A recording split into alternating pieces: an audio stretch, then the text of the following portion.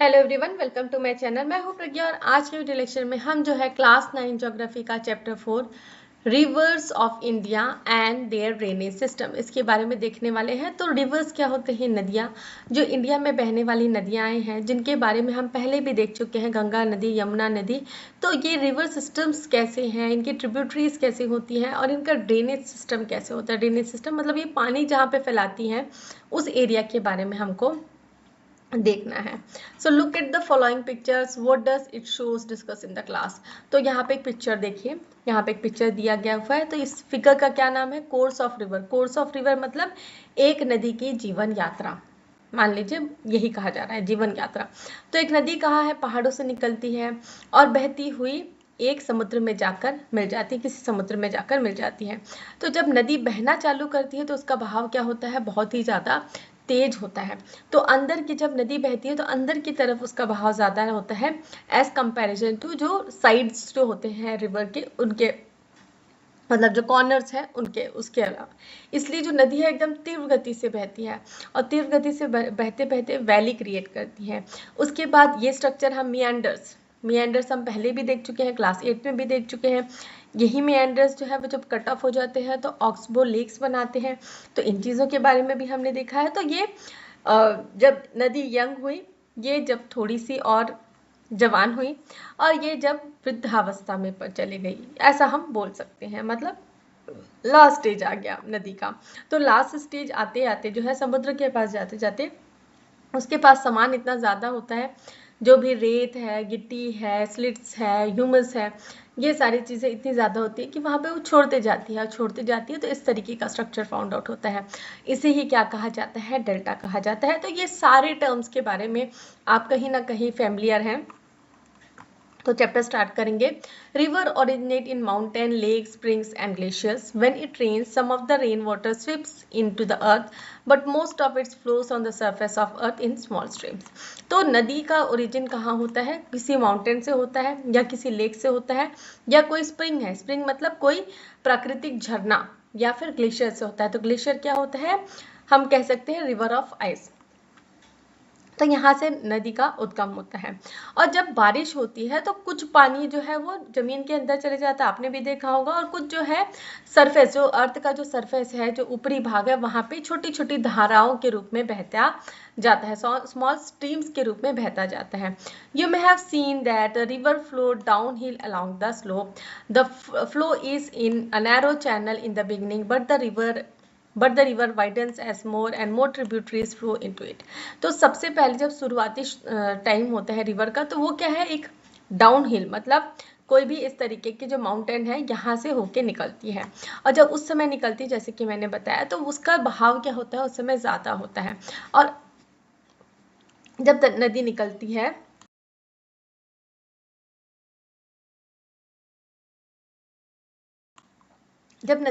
है तो क्या होता है?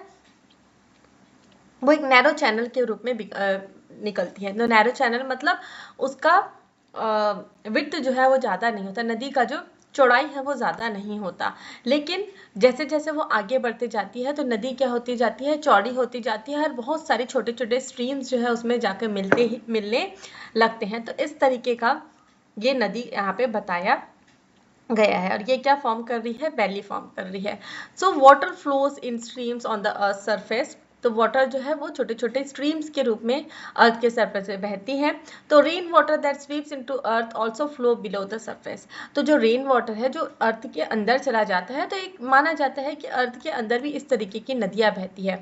और कुछ प्लेसेस में ये जो सब सरफेस वाटर है, मतलब जो नीचे का जो पानी है, जो अर्थ के नीचे जो नदी बह रही है, इसे हम एक्विफायर भी कहते हैं, वो सरफेस के ऊपर आ जाते हैं as springs.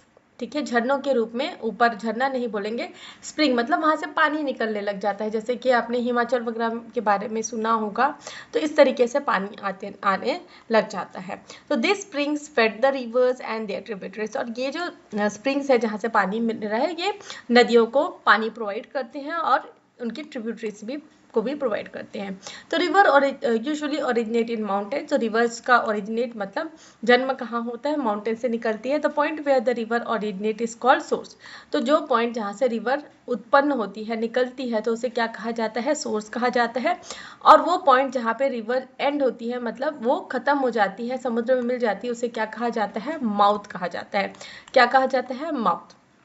The flow of a river from its source और to its mouth can be divided into 3 stages. तो जो नदी के जो जीवन काल है, कह सकते हैं हम, जो फ्लो है उसका अपने सोर्स से लेकर माउथ तक, इसको 3 स्टेजेस में हम डिवाइड करते हैं। तो सबसे पहला होता है अपर कोर्स या फिर यूथफुल रिवर, जब नदी जवान होती है। नेक्स्ट होता है मिडिल या फिर मैच्योर रिवर, ठीक है, जैसे कि आप मान लीजिए ये टीन एज हो गया इसका, और ये हो गया मैच्योरिटी वाला ईयर, और उसके बाद जो हो गया ओल्ड, वृद्धावस्था में पहुंच जाती है, लोअर कोर्स में चली जाती है। सो फर्स्ट हमको देखना है अपर कोर्स या यूथफुल रिवर के बारे में। तो जब नदी का उद्गम होता है, when the river emerges from its source in the mountains it flows very swiftly. तो जब नदी का उद्गम होता है, अपने जो भी माउंटेन सोर्स से वो निकल रही है, तो वहाँ पे बहुत ही तेज गति से वो निकलती है। स्विफ्टली मतलब उसका जो बहाव है बहुत तेज होता है। तो ये जो बहाव है, ये जो फास्ट फ्लोइंग बहाव है, ये एक नैरो चैनल कट करता है माउंटेन से, क्योंकि हमको पता है माउंटेन से निकल रही नदी, तो इस तरीके का नैरो चैनल जो है वो माउंटेन में कट करते हुए जाता है। तो it this flow the erosion is less along the banks and more in the river bed. तो जो रिवर का जो बीच का एरिया है, जैसे ये नदी है, तो ये जो बीच का एरिया है, यहाँ पे क्या होगा, बहाव ज़्यादा होता है, और इस तरफ जो है बहाव कम होता है। As a result the river forms a V shaped valley. तो इस तरीके से बीच का बहाव ज़्यादा होते जाता है, ज़्यादा रहता है, और साइड में बहाव ज़्यादा होता है, तो क्या होती है, नदी बीचों बीच से गहरी होती जाती है, और इस तरीके का वी शेप स्ट्रक्चर जो है फॉर्म कर लेती है। The valley is steep and narrow, और ये जो वैली क्रिएट होता है वो क्या होता है, गहरा होता है और ज़्यादा चौड़ा नहीं होता है। नैरो मतलब ज़्यादा चौड़ा नहीं होता, स्टीप मतलब गहरा। The river carries along pebbles, stones and large pieces of rock in its swift current. Swift current मतलब जो उनका उसका तेज बहाव है, उस तेज बहाव के साथ साथ वो छोटे छोटे पेबल्स मतलब छोटे छोटे पत्थरों के टुकड़े, स्टोन्स हो गया, और रॉक्स के पीसेस जो है वो बहा के लेके जाती है। उसके बाद हमको देखना है मिडिल कोर्स ऑफ रिवर या फिर मैच्योर रिवर। तो ये जो कोर्स है, ये कहाँ पे, जब नदी प्लेन एरिया में पहुंच जाती है, तब जो प्रोसेस होता है उसे कहा जा रहा है मिडिल कोर्स। तो when the river reaches the plain, तो जब वो प्लेन एरिया में पहुंच जाती है, तो gradient becomes gentle and its flow slows down. तो ग्रेडियंट मतलब जो बहाव है, जो स्लोप वाला एरिया है, ग्रेडियंट मतलब क्या होता है, स्लोप, उतार या चढ़ाव। तो जो कोई उतार चढ़ाव नहीं होता प्लेन वाले एरिया में, तो ग्रेडियंट क्या हो जाता है, एक कांस्टेंट ग्रेडियंट होता है वहाँ पे। तो इसलिए क्या होता है, जो रिवर का, नदी का बहाव है, वो क्या हो जाता है, थोड़ा सा कम हो जाता है। The current does not have enough force to carry sand and pebbles along. In this stage there is no more erosion along the bank of the river and less erosion on the more erosion along the bank of the river and less erosion of the river bed। तो देखिए, जब इस stage में नदी पहुंच जाती है, तो इसके पास क्या है, ग्रेडियंट क्या है, नॉर्मल है, तो इसके पास ज़्यादा बहाव नहीं होता। तो ये स्टेज में क्या है, नदी जब बहती है तो अपने साथ मिट्टी हो गया, पत्थर हो गया, सैंड्स हो गया, पेबल्स हो गया, इसको उठा के वो लेके नहीं जा पाती। तो इस स्टेज में क्या होता है, जो रिवर बेड है, ठीक है, जो रिवर जो अंदर जो नदी का जो बीचों बीच का जो भाग है, वहाँ पे इरोशन कम होता है, और इस साइड में इरोशन क्या होते जाता है, मोर इरोशन होता है बैंक्स ऑफ रिवर में। As a result the river widens, और ऐसा होते होते क्या होता है, नदी क्या होती जाती है, चौड़ी होने लग जाती है। And because of slow current, और धीरे धीरे नदी का बहाव हो रहा है, इससे क्या होता है, जो सैंड, ग्रेवल, सॉइल है, ये जो है एक एल्यूमिनियम फैल बनते जाते हैं, एल्यूमिनियम फैन की तरह डिपॉजिट होते जाते हैं। तो इस तरीके का नदी का स्ट्रक्चर होता है जब वो प्लेन एरिया में जाती है, और इस तरीके से वो एक फैन का रूप वो करके इस यहाँ पे ये जो जितने साइड वाले एरियाज हैं, यहाँ पे अपने जो भी वो डिपॉजिट्स है डिपॉजिट करते जाती है। In the plain the river can erode soft rocks but can not erode hard rocks, so whenever it encounters hard rock it changes its course. तो प्लेन एरिया में क्या होता है कि नदी के पास ज़्यादा ताकत नहीं है, वो ज़्यादा बहाव के साथ नहीं बह रही है, तो इसलिए जो छोटे छोटे रॉक है उसको तो वो उखाड़ सकती है, इरोड मतलब उनको तोड़ सकती है, उखाड़ सकती है, लेकिन जो बड़े रॉक है उनको वो कुछ नहीं कर सकती। तो इन केस में क्या होता है, जो हार्ड रॉक है वहां पे वो उसको कुछ नहीं कर पाएगी हार्ड रॉक का, तो क्या होता है, उसको अपना रास्ता ही बदलना पड़ जाता है। तो द रिवर मेंडर्स, तो इसी तरीके से जो है इस तरीके के मेंडर्स जो है वो फॉर्म ऑफ होते हैं। अगर यहाँ पे कहीं पे भी नदी बह रही है, यहाँ पे उसको एक हार्ड रॉक मिला, तो नदी अपना बहाव तेज करके इधर से बहना स्टार्ट कर देती है। When there is heavy rain, और जब बहुत ज़्यादा बारिश होती है तो रिवर ओवरफ्लो इट्स बैंक, तो रिवर क्या है, अपना जो भी उसका क्षेत्र है उससे ऊपर बहना चालू कर देती है, और ये जो प्लेन एरिया है वहाँ पे पहुंच जाती है। तो फ्लड वाटर, जो फ्लड वाटर मतलब जो ऊपर तरफ से बह रहा है, नदी के ऊपर तरफ से जो पानी बह रहा है, ये डिपॉजिट करती है जो भी स्लिट वो कैरी कर रही है एक बड़े एरिया में, और इस एरिया को क्या कहा जाता है, फ्लड प्लेन कहा जाता है। The flood plain is very fertile because it is because of rich slit deposit, तो ये इसलिए हम पढ़ते आ रहे हैं, गंगा प्लेन, यमुना प्लेन, ये सारे प्लेन एरियाज क्या हैं, बहुत ज़्यादा उपजाऊ है। नेक्स्ट है लोअर कोर्स या फिर ओल्ड रिवर, तो जैसे जैसे टाइम बीतते जाता है तो रिवर इस स्टेज में चले जाती है जब उसका जो करंट है, रिवर का जो बहाव है, करंट मतलब जो बहाव है वो क्या हो जाता है, बहुत कम हो जाता है, स्लो हो जाता है।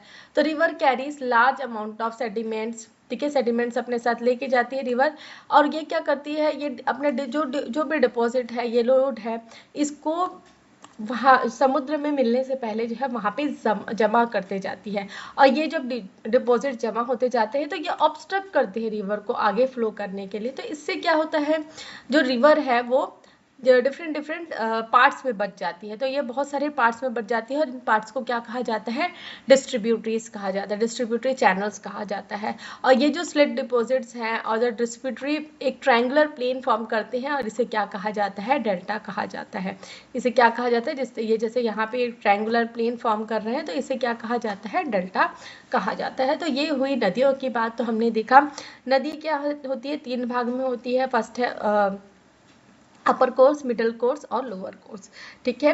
तो हम इस तरीके से जानेंगे कि 3 स्टेजेस में नदियाँ बहती है, पहली माउंटेन से बहती है, सेकेंड प्लेन एरिया में बहती है, और थर्ड कोर्स में क्या है, जाके समुद्र में मिल जाती है। नेक्स्ट हमको देखना है ड्रेनेज सिस्टम, तो रिवर का ड्रेनेज सिस्टम हमको देखना है। तो ड्रेनेज क्या होता है, is a flow of water into river, तो कोई भी नदी है उसमें पानी कहाँ से आ रहा है, पानी जहाँ से भी आ रहा है, तो इस प्रोसेस को क्या कहा जाता है, ड्रेनेज सिस्टम कहा जाता है, कोई भी सराउंडिंग एरिया से आता है। और ये किसके ऊपर डिपेंड करता है, स्लोप, लैंड का स्लोप कैसा है और सरफेस फीचर्स कैसे हैं, वहाँ की टोपोग्राफी कैसी है, उन पे डिपेंड करता है। तो 2 फैक्टर्स हैं, पहला है स्लोप और सेकेंड है क्या है आपका, टोपोग्राफी। तो entire area from which the water drains into river is called river basin, तो पूरा एरिया जहाँ पे पानी जो है, ठीक है, फ्रॉम विच, जहाँ से पानी जो है रिवर में आता है, उसको क्या कहा जाता है, रिवर बेसिन कहा जाता है। तो main river and is tributaries, तो मेन रिवर जो है और उनकी ट्रिब्यूटरीज जो है एक सिस्टम फॉर्म करती है जिसे क्या कहा जाता है, ड्रेनेज सिस्टम कहा जाता है। तो फिगर 4.5 में एक एरिया बताया गया है जहाँ पे वाटर ड्रेन हो रहा है रिवर में। तो देखिए ये एक नदी है, ठीक है, ये एक नदी है, यहाँ से नदी निकल रही है, तो यहाँ से छोटा सा एक्सट्रीम इसमें या जो कोई छोटी नदी इसमें मिल रही है, यहाँ से आके कोई नदी मिल रही है, तो ये रिवर का क्या हो गया, ड्रेनेज सिस्टम हो गया। तो स्मॉल स्ट्रीम्स, कोई छोटे नाले वगैरह हो गए, या ट्रिब्यूटरीज हो गई, मतलब ट्रिब्यूटरीज मतलब कोई छोटी नदी हो गई जो उसमें जाकर मिलती है। Main river form a pattern in the drainage basin, तो ये एक पैटर्न फॉर्म करती हैं, और ये जो पैटर्न डिपेंड करता है टोपोग्राफी क्या है उस रिवर बेसिन का। So it specify for each river, तो हर एक रिवर का हर अलग अलग टोपोग्राफी इस ड्रेनेज पैटर्न होता है।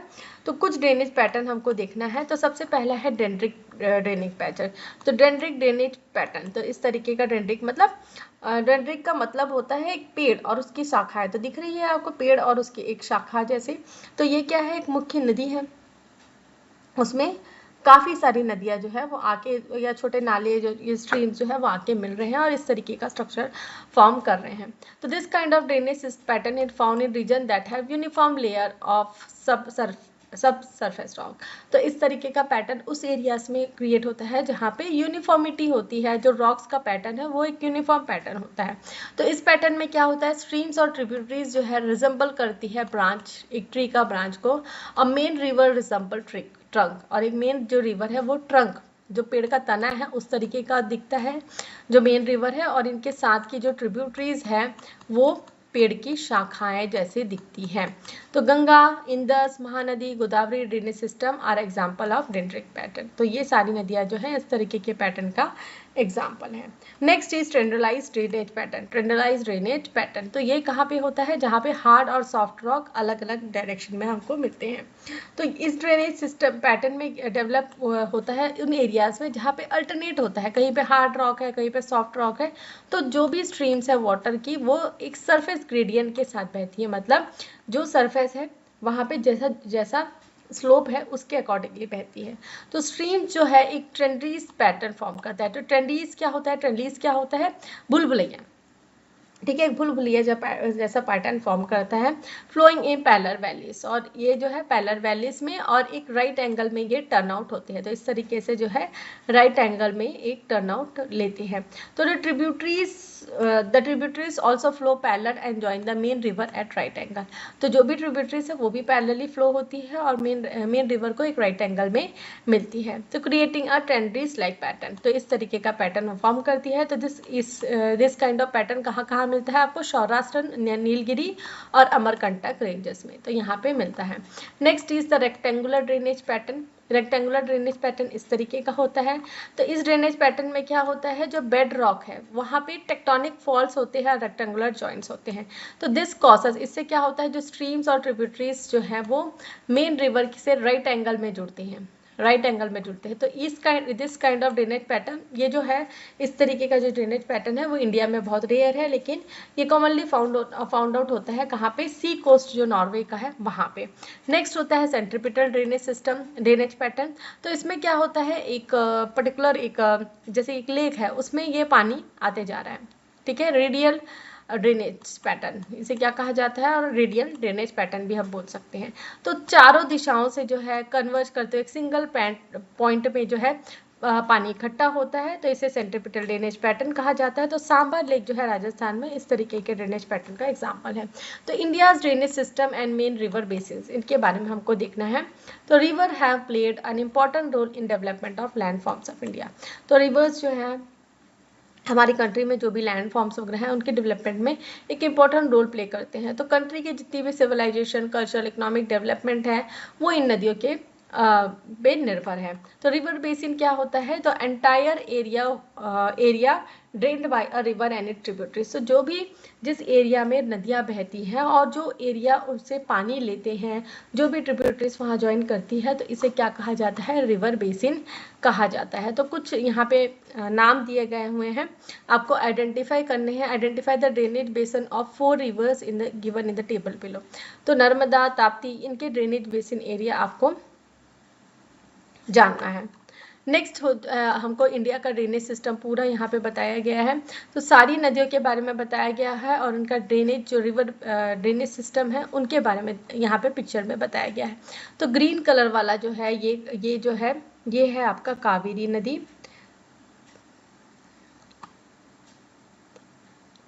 ये हमारा महानदी, छत्तीसगढ़ वाला जो एरिया है वहाँ महानदी नदी है, और ये आपका पूरा गंगा नदी वाला एरिया है।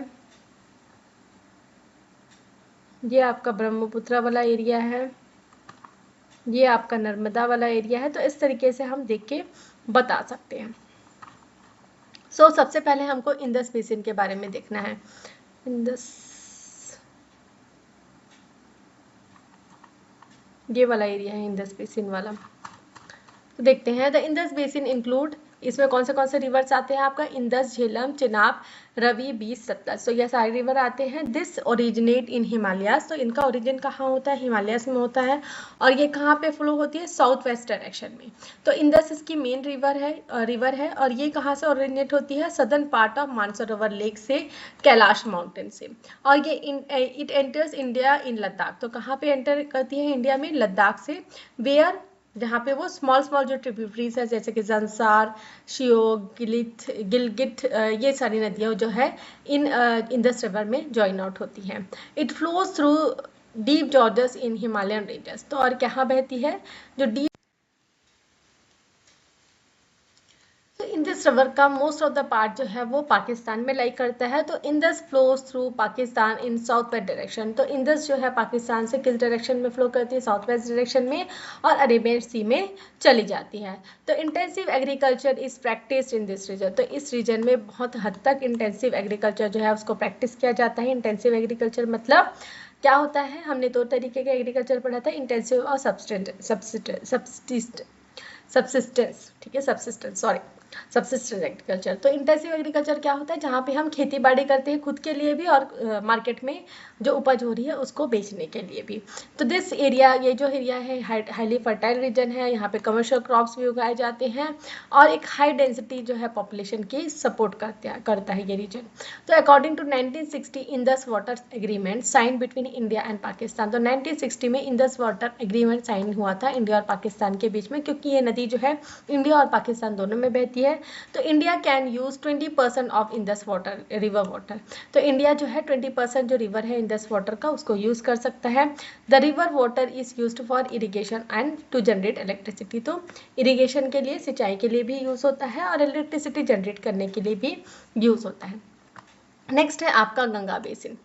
तो the Ganga and its tributaries form a vast plain in north part of India. तो जैसे कि हमने देखा है, जो गंगा और उसकी ट्रिब्यूटरीज है एक बहुत ही बड़ा प्लेन एरिया, एक फर्टाइल एरिया फॉर्म करती है नॉर्दर्न पार्ट जो है इंडिया का, वहाँ पे। तो this Gangetic plain is very fertile, तो बहुत फर्टाइल एरिया है। The river in the basin flood every year and deposit a layer of alluvium soil that is rich in humus. तो ये जो रिवर है, ये जो है क्या होता है, इसमें हर साल बाढ़ आती है और इस बाढ़ से जो भी एल्यूविलियम, जो भी फर्टाइल सॉइल है, जो रिच एल्यूविलियम सॉइल है, जो ह्यूमस में इंटेंस होता है, वो यहाँ पे डिपॉजिट हो जाता है। तो ये जो लैंड है यहाँ पे इंटेंसिवली कल्टिवेट किया जाता है। कई मल्टीपर्पज़ डैम्स बनाए गए हैं इन नदियों में। इन नदियों का पानी जो है इरिगेशन के लिए, सिंचाई के लिए यूज़ होता है, इलेक्ट्रिसिटी जनरेशन के लिए यूज़ होता है और कई सारी इंडस्ट्रीज़ जो है उसको डेवलपमेंट के लिए यूज़ होता है, जैसे कि fishery, tourism etcetera. So flat topography of Gangetic plain facilitates the expansion of different modes of transport and growth of industries. It is most densely populated region of India. तो ये यहाँ जो फ्लैट एरिया है जो गैंगेटिक प्लेन का, तो इसमें इस फ्लैट एरिया का हम किस लिए यूज़ करते हैं, ट्रांसपोर्टेशन के लिए यूज़ होता है, इंडस्ट्रीज भी यहाँ काफ़ी हद तक है और ये क्या है, डेंसिटी पॉपुलेटेड इन रीजन है इंडिया का। तो let's take a close look on one part of this basin. तो इस ये जो बेसिन है गंगा बेसिन का एक पार्ट हमको देखना है, तो लाइफ इन सुंदरबन। तो सुंदरबन एरिया के बारे में हमको देखना है। So before draining into Bay of Bengal, तो बे ऑफ बंगाल में जाने से पहले, ड्रेनिंग मतलब वहाँ पे जो गंगा नदी है वो कहाँ पे ड्रेन होती है, वहाँ पे जाके मिलती है, बे ऑफ बंगाल में जाकर मिलती है। तो Ganga split into number of small channels. तो गंगा जो रिवर है वो छोटे छोटे डिस्ट्रीब्यूटरीज में स्प्लिट हो जाती है और ये जो सेडिमेंट इट क्रेरीज, जो सेडिमेंट ये लेके आई थी और डिपोजिट हो जाता है एक एक्सटेंसिव डेल्टा का फॉर्म, डेल्टा फॉर्मेशन करता है। तो इसे क्या कहा जाता है, सुंदरबन डेल्टा कहा जाता है। तो this delta is has around 110 islands. So ये जो डेल्टा है इसके पास कितने, ये जो डेल्टा है यहाँ पे 110 आइलैंड्स हैं जहाँ पे लोग रहते हैं। Life of people living on the islands are very tough. और इन जो आइलैंड्स हैं, ये जो छोटे छोटे आइलैंड है, यहाँ पे जो लोग रहते हैं यहाँ पे उनकी लाइफ थोड़ी सी क्या होती है, टफ होती है। तो इनका मेन सोर्स जो लाइवलीहुड का है वो क्या क्या होता है, फिशिंग, एग्रीकल्चर, हंटिंग और कलेक्टिंग हनी। ठीक है, मछली पालन, एग्रीकल्चर खेती बाड़ी, हंटिंग मतलब शिकार करना और हनी कलेक्ट करना मतलब शहद कलेक्ट करना। Every year cyclone cause heavy damage in Sundarbans. तो हर साल जो है यहाँ पे कभी ना कभी साइक्लोन आ जाता है, तूफान आ जाता है, जिससे जो है बहुत ज़्यादा डैमेज हो जाता है। People obtain portable water with great difficulty. जैसे कि ये आइलैंड वाला एरिया है तो यहाँ पे पीने के पानी की थोड़ी दिक्कत होती है। They fall prey to tigers when they venture out to catch fish and crabs. और कभी कभी जो है ये शेर का शिकार बन जाते हैं, जो टाइगर्स है उनका शिकार बन जाते हैं जब वो मछली या क्रैब्स पकड़ने के लिए जाते हैं। The brackish water, ground water make the land unsuitable for agriculture. तो ब्रैकिश वाटर मतलब ग्राउंड वाटर मतलब यहाँ पे सॉल्ट कंटेंट बहुत ज़्यादा है, तो इसलिए क्या कहा जाता है, ब्रैकिश जो ग्राउंड वाटर है इससे जो है यहाँ पे खेती बाड़ी भी करना पॉसिबल नहीं है। The environment of this region is also changing. और ये जो रीजन है यहाँ का एनवायरमेंट भी धीरे धीरे चेंज हो रहा है। जो population, growing population in encroaching into the forest eight unprecedented rate. तो जैसे कि पॉपुलेशन एक्सप्लोजन हो रहा है, पॉपुलेशन बढ़ते जा रहा है, ज़मीन की कमी होती जा रही है, तो पॉपुलेशन धीरे धीरे जो है ये फॉरेस्ट एरिया को रीच करते जा रहा है, फॉरेस्ट एरिया को खराब कर रहा है। The delta is rapidly losing is green cover as its Sundari trails are filled। तो ये जो डेल्टा एरिया है ये अपना जो ग्रीन कवर है उसको खोते जा रहा है। क्यों? क्योंकि जो यहाँ पे सुंदरी ट्रीज जो मिलती हैं उनको काटा जा रहा है इनहेबिटेशन के लिए, अपना घर बनाने के लिए, इंडस्ट्रीज बनाने के लिए, अपने आप को इनहेबिटेट करने के लिए। तो टाइगर्स जो है सुंदरबन डेल्टा में बहुत फेमस है। टाइगर की यहाँ फोटो दी गई है। The moving of elephant grass which camouflages forges the stripes of tiger is driving the predators to attack human। तो जो एलिफेंट ग्रास यहाँ पे उगती हैं, ठीक है, एलिफेंट ग्रास मतलब बड़ी बड़ी जो घास यहाँ पे उगती है, ये क्या है, स्ट्रिप ऑफ टाइगर की तरह दिखते हैं। तो इससे जो प्रेडेटर्स हैं वो वो अटैक कर रहे हैं ह्यूमंस पे। व्हेन द डेल्टा फ्लड्स, और जब डेल्टा में बाढ़ आ जाती है, the tigers and their cubs are washed shore and enter the village. तो जब बहुत ज़्यादा बाढ़ वगैरह की स्थिति आ जाती है तो टाइगर्स और उनके बच्चे जो हैं वो जो शोर वाला एरिया है, शोर वाला जो एरिया है मतलब जो सब डेल्टा का जो साइड वाला एरिया है वहाँ तक पहुँच जाते हैं ये, और ये फिर गांव में हमला कर देते हैं। तो excessive hunting by local people has led to sharp decline in the deer and wild boar population. Deprived of their prey, the tigers are increasingly preying on humans. ठीक है, तो देखिए जो लोकल पीपल है वहाँ पे क्या कर रहे हैं, वो हिरन का शिकार करते हैं और बोर का शिकार करते हैं, वाइल्ड बोर का शिकार करते हैं। तो अब उनका जो ये किसका शिकार होते हैं, ये होते हैं शिकार टाइगर्स का, और उनका खुद का शिकार जो है वो अब क्या होते जा रहा है, कम होते जा रहा है, क्योंकि उसको जो लोकल पीपल है वो लोग मार दे रहे हैं। तो टाइगर्स जो है इसलिए ह्यूमंस पे हमला करना चालू कर दे रहे हैं। तो वाटर रिसोर्स डिपार्टमेंट जो है गवर्नमेंट ऑफ वेस्ट बंगाल का points out its report that about 6 lakh people migrated from Sundarban in 2004। तो 2004 में इतने सारे लोग जो हैं यहाँ से हट गए, यहाँ से चले गए। There is no bamboo left in the areas as Pathar, Pratima, हेंगालगंज and गोसाना। तो यहाँ पे कोई भी बाम्बू लेफ्ट नहीं है। The embankments had also constructed are collapsing causing heavy damage to life and property. तो जो भी एम्बैंकमेंट्स है वो भी जो यहाँ पे बनाए गए हुए थे वो भी क्या हो रहे हैं, धीरे धीरे कोलैप्स हो रहे हैं, मतलब गिरते जा रहे हैं और हैवी डैमेज हो रहे हैं, डैमेज कर रहे हैं जो लाइफ और प्रॉपर्टी है उनको। नेक्स्ट हमको देखना है ब्रह्मपुत्रा बेसिन के बारे में। तो ये जो बेसिन है ये फॉर्म किया हुआ है सॉइल आर्ग्रेवल से, जो कि ब्राउट डाउन हुए हैं माउंटेन रिवर से। तो Brahmaputra is the main river है यहाँ पे जो ब्रह्मपुत्रा बेसिन का, और ये एक ग्लेशियर जो है मानसरोवर लेक के पास में तिब्बत में वहाँ से निकलता है।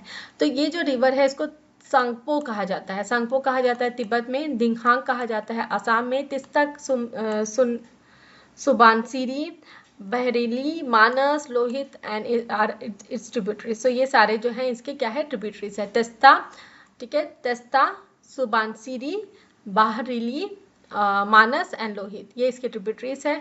तो Brahmaputra is very wide in low reaches because of high rainfall in upper stream.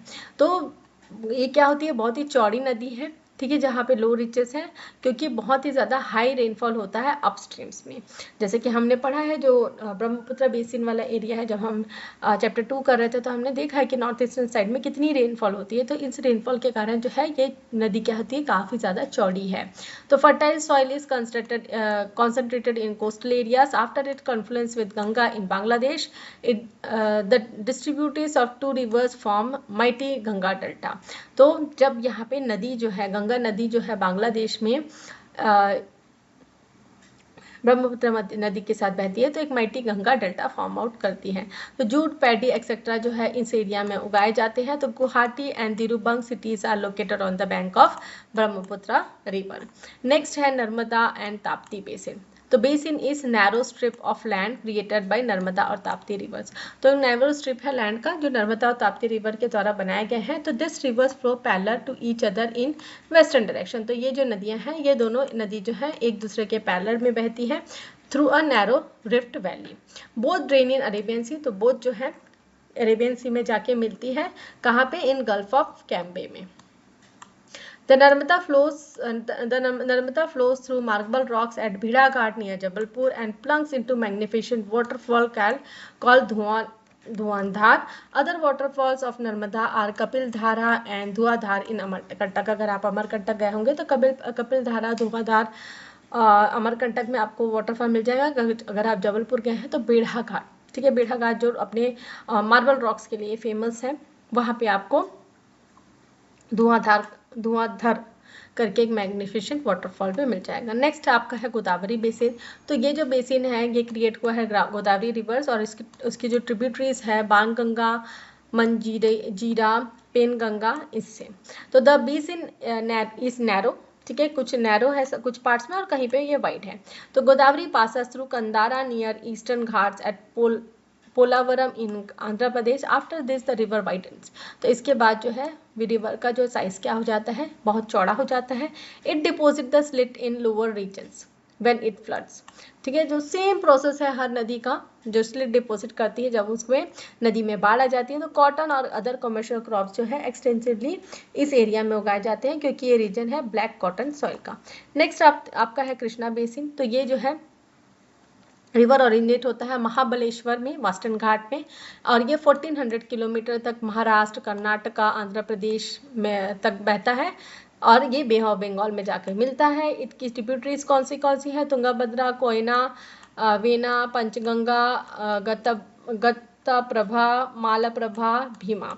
तो river is used for irrigation and power generation and there is always a distribute between the Karnataka and between the states Karnataka and Tamil Nadu for sharing the Krishna water. Next है हमारा Kaveri basin. तो ये जो river है ये कहाँ पे ओरिजिनेट होता है, कॉर्ग कर्नाटका में। इसकी मेन ट्रिब्यूटरीज कौन सी है, अमरावती है, भावनी है, हेमावती है, शिमशा है, नोयल है, कामिनी है। तो ये मेनी मल्टीपर्पज डैम्स जो है इस रिवर पे कंस्ट्रक्ट किए गए हैं और ये स्टिमुलेट करते हैं एग्रीकल्चर इंडस्ट्रियल डेवलपमेंट को। नेक्स्ट है महानदी बेसिन। तो महानदी बेसिन हमारे छत्तीसगढ़ को फॉर्म आउट करती है। तो महानदी और इसकी ट्रिब्यूटरीज कौन सी है, Shivnath, Hasdeo, मांद्रेल flows through this region. In ancient times और ancient times और पुराने समय में Mahanadi was called with such different names like चित्रोपाला, Mahananda या नीलोपाला, ठीक है। द रिवर इज लाइफलाइन और ये जो रिवर है इसे लाइफलाइन कहा जाता है छत्तीसगढ़ का। और जो फर्टाइल प्लेन है हमारे स्टेट का इसी महानदी और इसके ट्रिब्यूटरी से फॉर्म होते हैं। तो पैडी जो है हमारे एक डोमिनेंट क्रॉप है फर्टाइल प्लेन्स का, giving Chhattisgarh the name rice ball. तो इसलिए छत्तीसगढ़ को धान का कटोरा भी कहा जाता है क्योंकि महानदी जो बेसिन है जो यहाँ पे जो प्लेन एरिया फॉर्म करती है वो बहुत ही फर्टाइल एरिया है जो राइस कल्टीवेशन के लिए बहुत ही अप्रोप्रिएट है। The river flows across Chhattisgarh. तो कहाँ कहाँ बहती है, छत्तीसगढ़ में और उड़ीसा में, where it forms delta before draining into Bay of Bengal. और उड़ीसा में एक डेल्टा फॉर्म करती है बे ऑफ बंगाल में जाने से पहले। तो छत्तीसगढ़ में रविशंकर सागर प्रोजेक्ट जो गंगरेल डैम में गंगरेल बैरेज, ठीक है, गंगरेल बैरेज, मोगरा, सिसकारा मल्टीपर्पज प्रोजेक्ट्स इस नदी में बनाए गए हैं। तो इंडिया का जो लॉन्गेस्ट डैम है हीराकुंड डैम वो भी इस नदी में बनाया गया है जो कि बॉर्डर छत्तीसगढ़ का बॉर्डर है और उड़ीसा के बॉर्डर के बीच में लोकेटेड है। तो this project have developed irrigation, power generation, fishery etceteras. और बहुत सारी जो इंडस्ट्रीज है छत्तीसगढ़ में ये महानदी नदी के किनारे में बसी हुई है जिससे हमारी जो छत्तीसगढ़ जो है उसका जो है काफी ज्यादा डेवलपमेंट हुआ है। नेक्स्ट हमको देखना है वाटर एक कॉमन रिसोर्स के तौर पे। तो यहाँ पे बहुत सारे चैलेंजेस हैं वाटर जब हम वाटर रिसोर्स की बात करते हैं। तो प्राइमरी नीड जो है वाटर का वो क्या है, घरेलू यूज़ के लिए होता है, जैसे कि हम पीते हैं, नहाते हैं, खाना बनाते हैं, तो ये प्राइमरी हाउस होल्ड के काम आता है। तो वाटर का ज़रूरत और किसके लिए होता है, एग्रीकल्चर और इंडस्ट्रियल पर्पस के लिए होता है। तो यहाँ पे कई बार there are example when the water needs of human and cattle are ignore priority and the priority is given to industry. तो ऐसे कई सारे एग्जाम्पल हैं जहाँ पे हम जो ह्यूमंस हैं और जो कैटल्स हैं उनकी नीड को इग्नोर करते हुए पानी की प्रायोरिटीज किसको दी गई है, इंडस्ट्रीज को दी गई है। तो कई बार होता है many times neighbouring states through which a river flows have dispute over sharing it's water. तो अभी हमने देखा कावेरी नदी का डिस्प्यूट है कर्नाटका और तमिलनाडु को लेके। तो ऐसे ही कई बार नेबरिंग स्टेट्स हो गए, नेबरिंग कंट्रीज में डिस्प्यूट हो जाते हैं, जैसे कि इंदस नदी का जो पानी है उसको लेके डिस्प्यूट है इंडिया और पाकिस्तान के बीच में। तो इस तरीके का डिस्प्यूट होता है पानी को शेयर करने के लिए।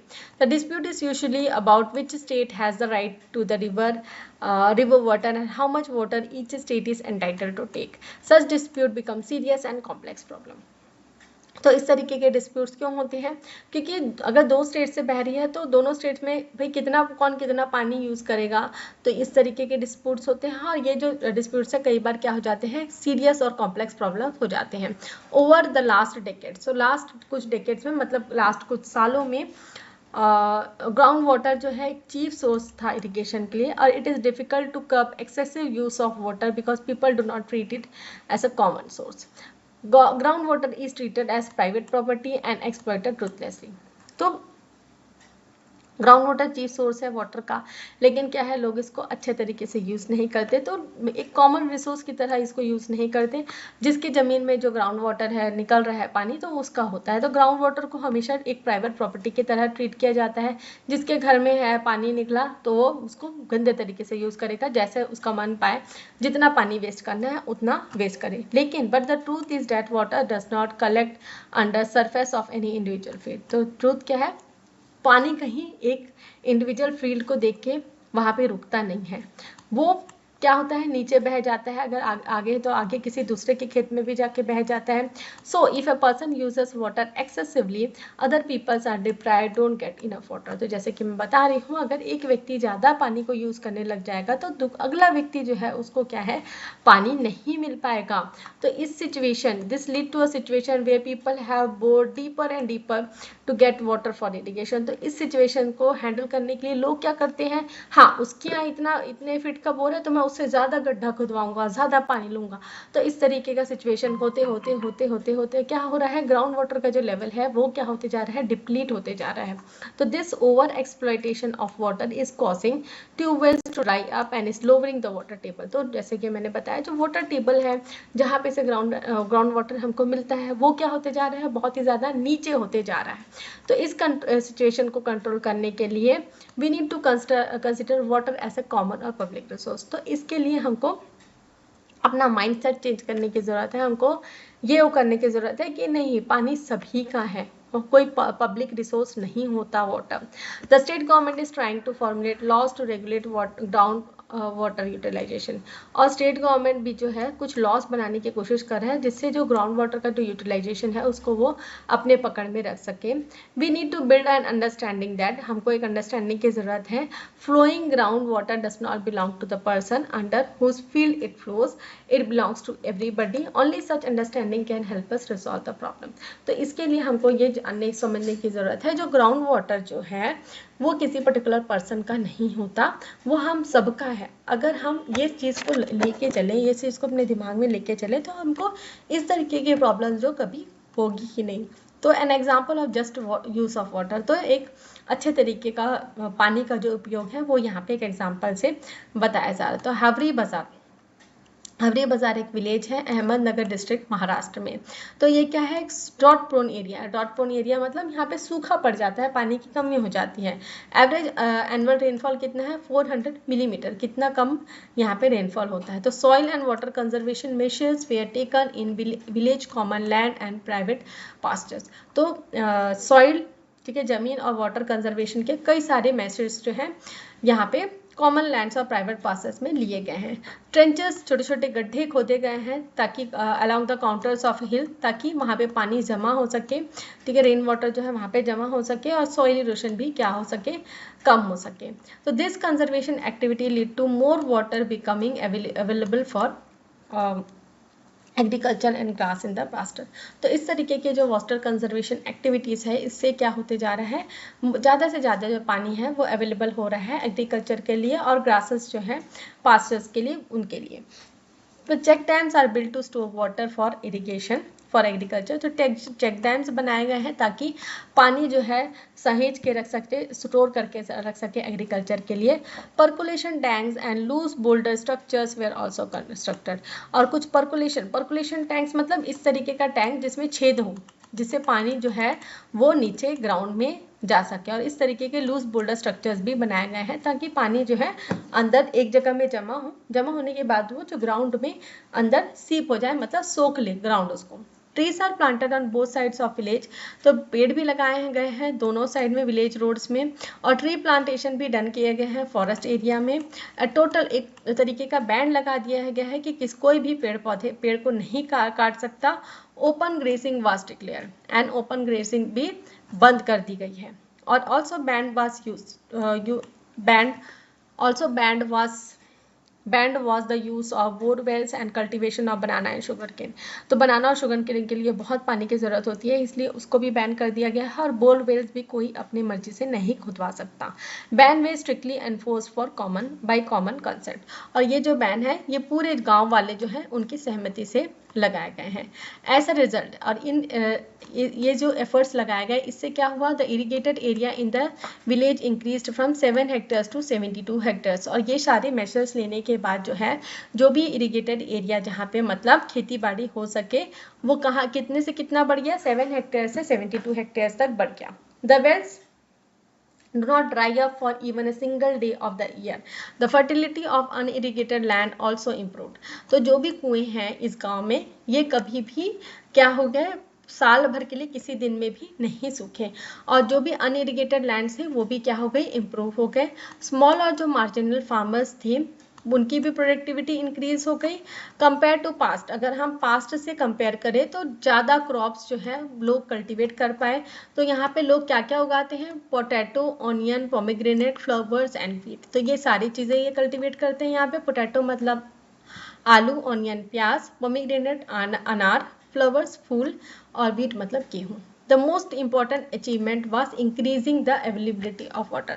और इतनी सारे मेजर्स लेने के बाद सबसे बड़ा अचीवमेंट क्या हुआ कि पानी की अवेलेबिलिटी बढ़ गई। तो इंक्रीज प्रोडक्शन ऑफ फॉरेड led to the improvement of livestock and milk cattle.